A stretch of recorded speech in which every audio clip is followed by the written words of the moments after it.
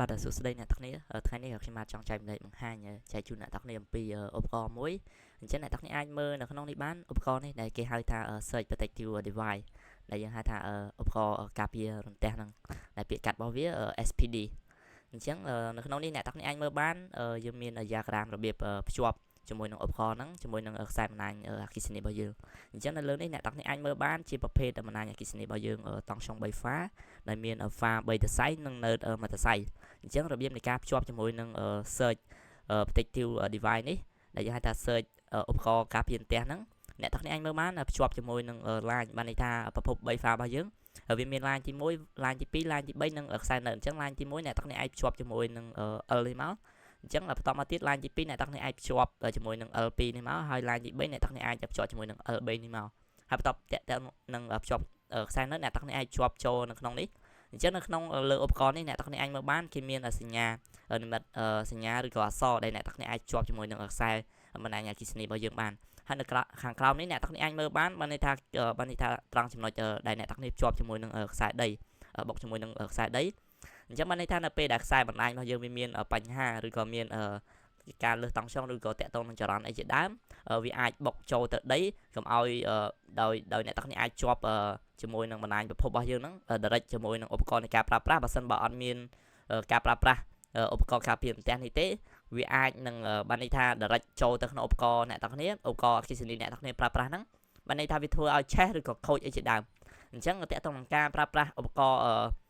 search បានន័យថា protective device នេះការពារផ្ទះនេះវាល្អសម្រាប់ការពារនៅពេលដែលមានរន្ទះឬក៏មានការលើសតង់ស្យុងឬក៏លើសចរន្តអីវាផ្ទេរចូលទៅដីដោយវាមានបញ្ហាផ្ទេរជាមួយនឹងការលើសមានបញ្ហាហ្នឹងទៅជាប់ជាមួយឧបករណ៍អ្នកទាំងគ្នាខូចឬក៏ធ្វើឲ្យឆេះទេអញ្ចឹងអ្នកទាំងគ្នាអាចមើលនៅក្នុងយមន័យរបស់វានៅខាងក្រោមនេះបានឧបករណ៍នៅក្នុងរូបនេះអ្នកទាំងគ្នាអាចមើលបានគេហៅថាជា Surge Protective Device ដែលយើងហៅថាពាក្យកាត់ហ្នឹង SPD មានទូនីតិការពារប្រព័ន្ធអគ្គិសនីតង់ស្យុងលើសភ្លាមដែលយើងហៅថា Surge Voltage ហ្នឹងដែលមានការកើនឡើងដោយសារការបដូរបន្ទុកភ្លើងភ្លាមswitch surge ឬក៏ផ្លេចបន្ទោផ្ទុះជាមួយនឹងប៉ះជាមួយនឹងខ្សែបណ្ដាញរបស់យើងក៏អាចមានការមានបញ្ហាដូចគ្នាហើយការរំខានតង់ស្យុងពីលើខ្សែបណ្ដាញភ្លើងរបស់យើងអញ្ចឹងនៅលើនេះអ្នកទាំងគ្នាអាចមើលបាននៅពេលដែលខ្សែបណ្ដាញអគ្គិសនីរបស់យើងផ្លាស់ប្ដូរឬក៏បិទបើកញឹកញាប់ក៏វាអាចបណ្ដាលឲ្យវាមានការលើសតង់ស្យុងឬក៏ចរន្តអីអាចបណ្ដាលឲ្យឧបករណ៍អគ្គិសនីដែលអ្នកទាំងគ្នាប្រើប្រាស់ហ្នឹងមានការ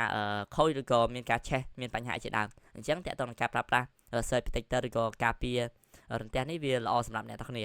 ហើយវិធីការក្នុងការធ្វើការងាររបស់វាអ្នកទាំងគ្នាអាចមើលបាន SPD ហ្នឹងគេភ្ជាប់ជាមួយនឹងតង់ស្យុងលើបានន័យថាដែលបានន័យថាភ្ជាប់ជាមួយនឹងតង់ស្យុងលើសទៅដីអញ្ចឹងនៅពេលដែលវាមានការកើនឡើងតង់ស្យុងឬក៏ចរន្តអីវាផ្ទេរទៅដីវាការពារបែបនេះហើយដើម្បីកាត់បន្ថយតង់ស្យុងឲ្យមានសុវត្ថិភាពមិនឲ្យឆ្លងជាមួយនឹងឧបករណ៍អគ្គិសនីផ្សេងជាដើមហើយនៅក្នុងរូបនេះអ្នកទាំងគ្នាអាចមើលបានប្រភេទ3 pha បូក node បានន័យថា3ដសៃ pha ហើយនឹង1ដសៃ node ហើយគេប្រើសម្រាប់ប្រព័ន្ធ3 pha 4ដសៃហើយខ្សែពណ៌ក្រហមអ្នកទាំងគ្នាអាចមើលបានជាខ្សែ pha 3 pha ហ្នឹងហើយខ្សែខៀវឬក៏នៅក្នុងនេះអ្នកទាំងគ្នាបានខ្សែខៀវបានន័យថាគេភ្ជាប់ជាមួយនឹងខ្សែ node និង ground បានន័យថាប្រព័ន្ធខ្សែដីរបស់យើងអញ្ចឹងនៅក្នុងនេះអ្នកទាំងគ្នាអាចរៀនស្វែងយល់បានថាតកតងនឹងប្រព័ន្ធការពារផ្ទះឬក៏ឧបករណ៍ការពារផ្ទះនេះវាសំខាន់ក្នុងការប្រើប្រាស់ជាមួយអគ្គិសនីរបស់យើងផងដែរអញ្ចឹងថ្ងៃនេះខ្ញុំបាទចែកម្លែកជូនអ្នកទាំងគ្នាតែពេលនេះខ្ញុំបាទសូមអរគុណ